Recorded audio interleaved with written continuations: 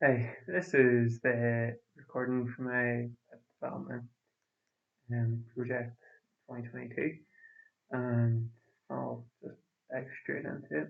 So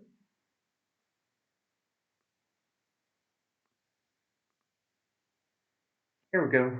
Um, my home screen for the website looks like this. Um, Here we have a tinted image background, done with light blue gradient and fading at the edges. Um, On top of this, I've decided to go for a Poppins font, which I obtained from Google Fonts, and kept that thematic throughout. Um, so all the fonts are in Poppins. Um, so up here you can see the icon is in Poppins, and then we have all the headers for the dashboard in Poppins as well. Initially, I had tried a few different designs for the home screen. At one point, I had video background, though for styling and formatting, I found the image background was much better, much more malleable. Another thing to note is that um, I ended up making the website responsive. So regardless of what size the screen is, even all the way down to um, phone size, it'll still remain responsive. And that's thanks to this line of code here, viewport with device initial scale 1.0, which keeps it consistent throughout.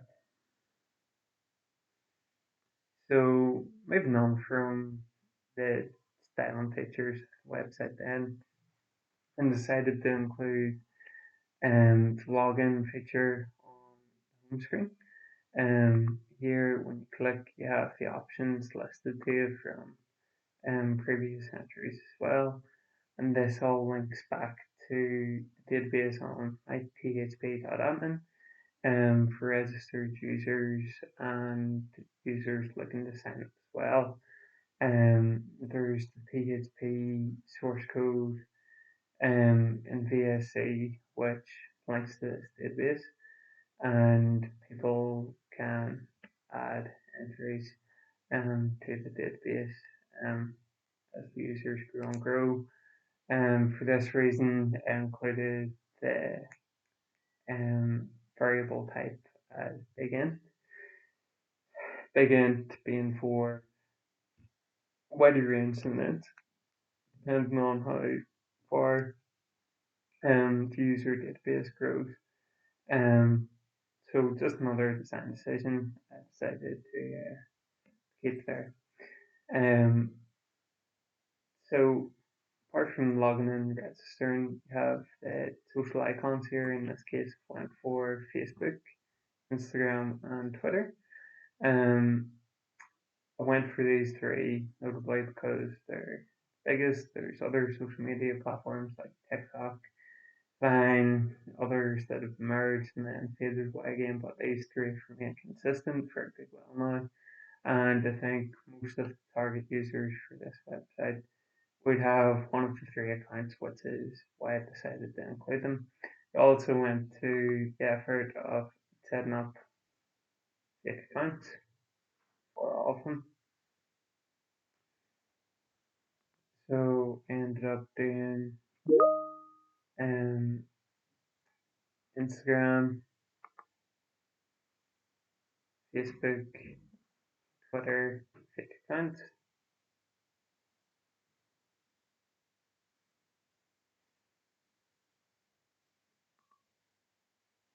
As you can see there. So moving on from this, the next feature we have is the contact page.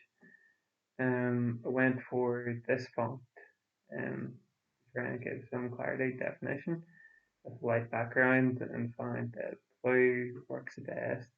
Um, it depends on the user's screen definition as well for contrast color settings. Just point to note. Um, So in this first section we have Donald, we have McAvoy, then we can do country, say Poland, and then we can just do a simple message that says hi. And then if we want to submit this, we get this response. And then if I go into email that this is registered to,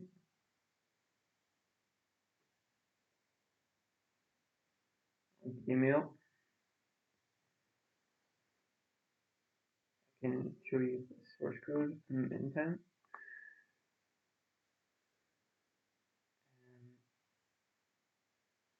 Contact us.html, there you have a list of options. And then form submit is the framework I use for this. To allow emails to come through to McLean's email address. Important one to note is the reCAPTCHA forms disabled on this. I decided to keep that option in to make it more stylistically consistent throughout the website. So I'll minimize this. Then if we go into Mail, we'll have a new message here, and it's still McAvoy from Poland, and the message says hi. So one other added functionality there to the website that I've decided to include. And then last but not least, I decided to include Brief About Us page in this section, and this covers most of the HTML formats that I have in the website.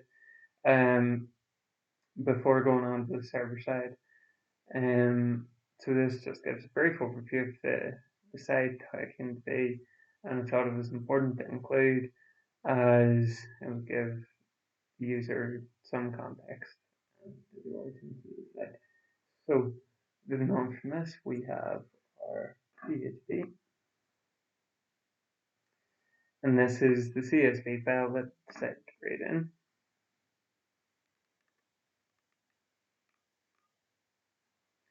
And then alongside this, we have the login database for new users, where you can register users and add them.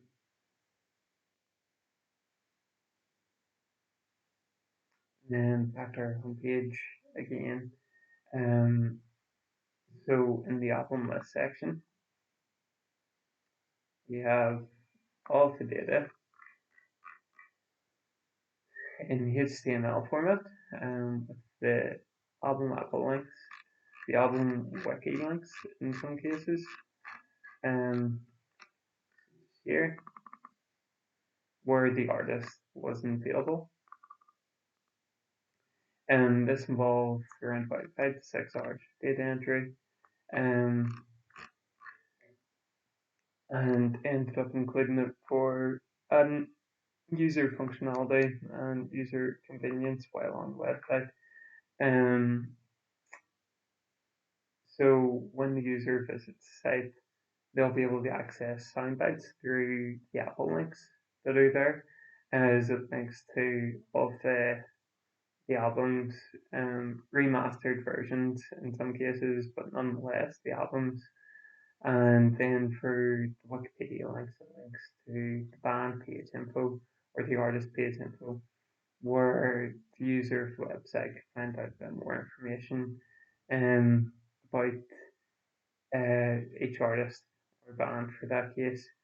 And the explore button down here links to the album list as well, and that is the basis of the website on all. So I hope you enjoyed the presentation, and all the best. Bye.